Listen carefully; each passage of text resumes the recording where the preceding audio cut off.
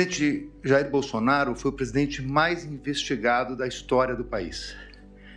Uma investigação que perdurou por anos, que começa com o objetivo de investigar uma live de 4 de agosto de 2021, em que se autoriza a quebra de uma nuvem do seu ajudante de ordens, Coronel Cid, que hoje é delator, que perdura por meses essa investigação da quebra, com vários objetos diferentes.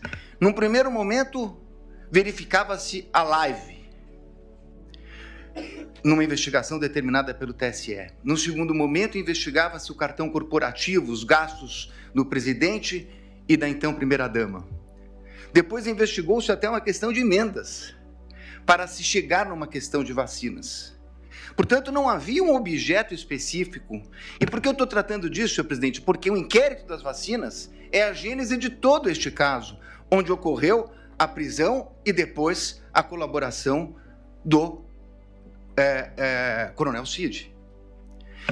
E o que se achou, senhor presidente, depois de tudo isso? Que foram determinadas buscas e apreensões, foi feita a quebra de nuvens, o presidente foi investigado, buscas e apreensões. O que se achou com o presidente? Absolutamente nada. E com todo o respeito e com toda a vênia, ilustre Procurador-Geral da República, eu contesto essa questão do documento achado no do Partido Liberal. Há, inclusive, no meu colega Paulo Bueno, uma ata notarial de que ele enviou para o presidente da República aquele documento. Então, esse documento não foi achado. Com o presidente não se achou absolutamente nada. A partir daí, restava a versão do delator, com uma minuta que estava no seu telefone tratando de uma questão de estado de sítio, e mais absolutamente nada. Então, vem a denúncia. E a denúncia é feita, efetivamente, com duas novidades. Porque, com o estado de sítio, e baseado na palavra exclusiva do delator, seria difícil a propositura de uma ação penal. Então, traz-se uma narrativa que vem, efetivamente, do começo de atos de pronunciamentos do presidente da República, pronunciamentos públicos, e depois o 8 de janeiro. Sobre esse primeiro momento, senhor presidente, eu me permito até fazer uma digressão sobre o mérito antes de tratar das preliminares, mas é importante dizer que sobre esse primeiro momento, nós temos efetivamente uma acusação do Procurador-Geral da República de 2 artigos gravíssimos do Código Penal que tratam do golpe, e de golpe contra as instituições democráticas e contra o governo legitimamente eleito. Mas um minutinho só, estamos tratando de uma execução que se iniciou em dezembro de 21, tratando do crime do governo legitimamente eleito. Qual era o governo legitimamente eleito? O dele. Então esse crime é impossível, com todo respeito. Falar-se em execução de crime contra o governo legitimamente eleito, que era o dele. O governo legitimamente eleito veio no final do ano de 22, com as eleições. Então, como se falar em tentativa, em início da execução? E mais, como se falar em início de execução por pronunciamentos e lives, quando os 2 tipos penais têm elementares do tipo a violência ou a grave ameaça? Não existia violência nem grave ameaça. Então é impossível falar dessa execução. Como eu disse, é porque não existia nenhum elemento. Então começa uma narrativa a respeito de pronunciamentos públicos. Para terminar no 8 de janeiro, que nem a Polícia Federal, que utilizou, como lembrou meu colega, mais de 90 vezes a expressão possivelmente, que não havia certeza, nem a Polícia Federal, que se utilizou dessas possibilidades, afirmou a participação dele no 8 de janeiro. Não há um único elemento, nem da delação. Aí me criticam porque eu digo que a delação não vale nada e estou dando... Óbvio, porque nem o delator que o acusou fez qualquer relação dele com o 8 de janeiro. Não há uma única evidência a esse respeito. Portanto, apresentou-se uma denúncia. Com essas 2 circunstâncias, e eu não tenho tempo, senhor presidente, tenho que falar rapidamente, mas essa denúncia, quando veio, o ilustre Procurador-Geral da República liberou 8 PETs no dia da apresentação da denúncia. Ele foi intimado meu cliente um dia depois. O segundo dia já era prazo. 8 petições, 45 mil documentos. Que até agora, senhor presidente, por Deus que está no céu, eu não sei dizer o que tem esses documentos relacionados com a ação penal. Essas 8 petições, eu não consegui verificar sequer relação, são 45 mil documentos. Na verdade, é um quebra-cabeça que foi, na verdade, exposto à defesa.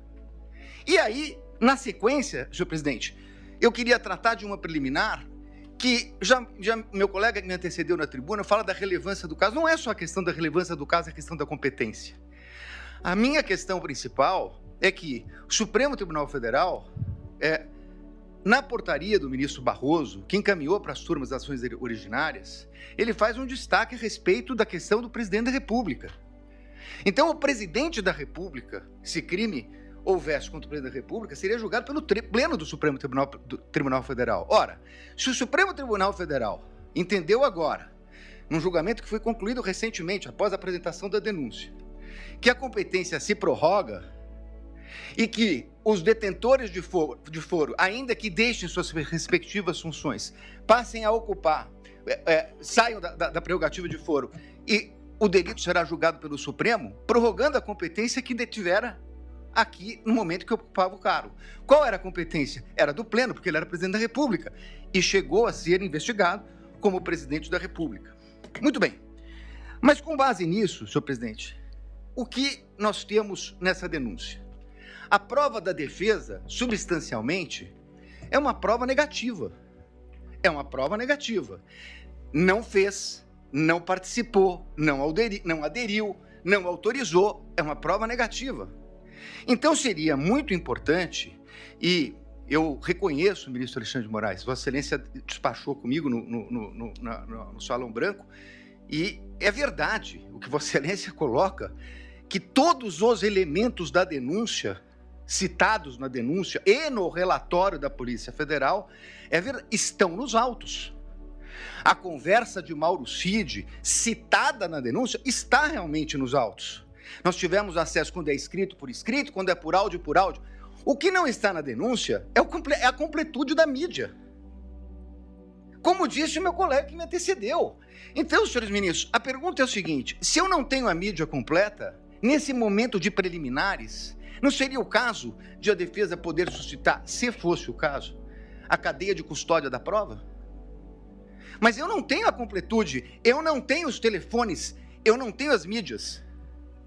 Há uma discussão muito grande a respeito desse plano punhal verde e amarelo. Há uma reunião. Seria absolutamente imprescindível verificar as demais mensagens que foram passadas naquele dia. As outras mensagens que foram passadas pelo WhatsApp. Os outros documentos que estão na mídia. É essa a reclamação da defesa. O que nós temos, e temos tudo que a denúncia citou e tudo que o relatório da Polícia Federal citou, mas esse é o recorte da acusação. Com todo respeito, a defesa tem direito a fazer o seu próprio recorte. E isso poderia impactar, eu sei, ministro Flávio Dino, Vossa Excelência já falou aqui em outras sessões de julgamento que eu assisti, que falou hoje, nós não vamos fazer Vossas Excelências não farão um julgamento aprofundado da denúncia. É óbvio, nós estamos falando aqui de um standard mínimo, de uma verificação de possibilidade do recebimento da prova. Mas é evidente que se houvesse uma mensagem comprovando que não há nenhuma relação com o punhal verde e amarelo, teria muita importância para esse momento. Porque nós estamos falando de um recebimento de uma denúncia gravíssima, por fatos gravíssimos, que o presidente da República não tem nenhuma relação com o punhal verde e amarelo, Operação Luneta, com Copa 22 e assim por diante. Então, a verificação das trocas de mensagem, a partir do momento que Correios dizem que falaram com o Comando Militar, que pediram audiência no Planalto ou na Alvorada, que tiveram lá, o que disseram? Isso não consta. É essa a importância de verificar toda a questão. Me encaminhando para o final, senhor presidente, eu gostaria de tratar a questão da delação premiada. E aqui eu queria tratar de duas questões, porque inclusive estão sendo confundidas. Aliás, tudo que fala a defesa na imprensa sai de uma forma um pouco distorcida. O que foi questionado pela defesa, ministro Zanin, é o fato de que o delator rompeu com o acordo quando vazou a delação. E saiu na revista Veja. Diz ele que foi um desabafo. É estranha essa expressão desabafo, porque no desabafo ele diz que não tinha voluntariedade. Isso não é um desabafo. Na versão dele atual, isso teria sido uma mentira. Mas vai lá. Falou com o primo, com o irmão, com o cunhado. Senhor presidente, a lei não autoriza o delator, o contrato de colaboração, não autoriza o delator a falar nem com o irmão, nem com o cunhado, nem com a mãe. Não autoriza. Ele, inclusive, estava proibido até de ter contato com o pai, salvo engano meu, a partir de um determinado momento, que era investigado. Se ele falou com o cunhado, e se isso foi vazado, essa é uma responsabilidade dele.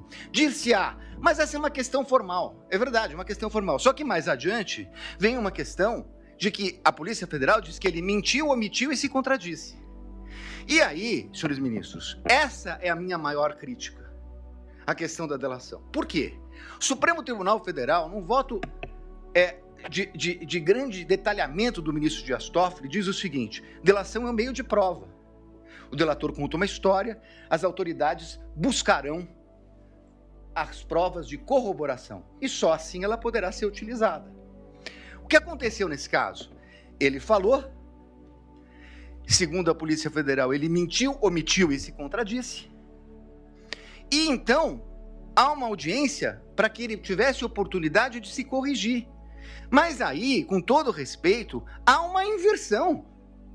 Porque, na verdade, não é o Estado que foi buscar as palavras de corroboração dele. O Estado foi buscar as provas de corroboração do que ele disse. É o contrário.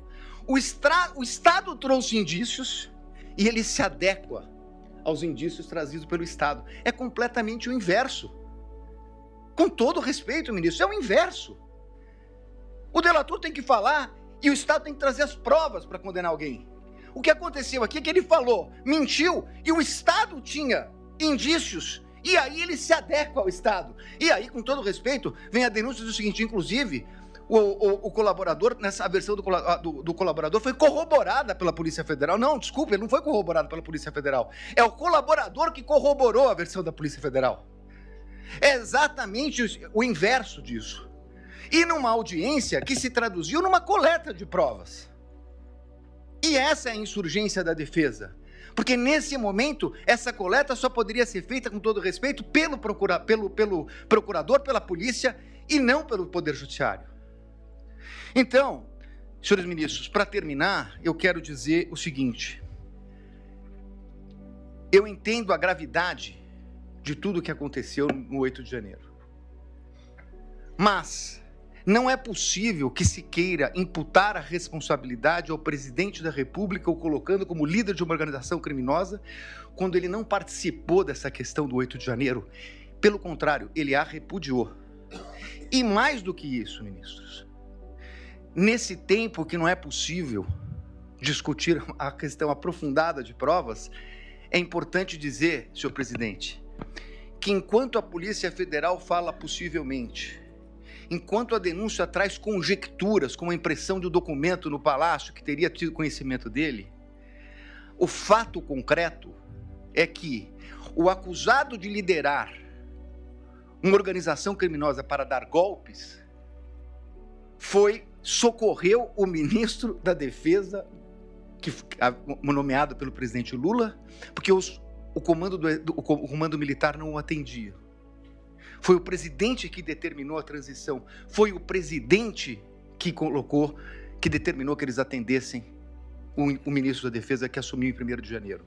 Portanto, encerrando, ministro, não é possível que se queira dizer que é compatível com uma tentativa de golpe, com o uso do comando militar, quando o presidente da República autoriza a transmissão do poderio limitar no começo de dezembro. No começo de dezembro, antes da data do dia 15, antes da data do dia 11.